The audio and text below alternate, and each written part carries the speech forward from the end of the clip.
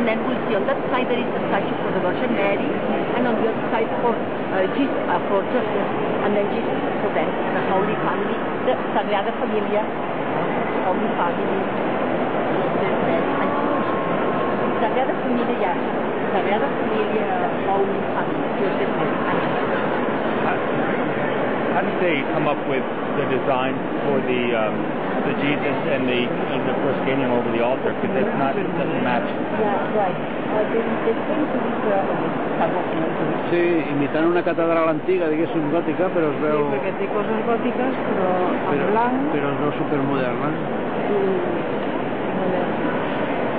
No hi ha cap pilar, cap paret recta. Tenen adornos, no? Ornamentació. Que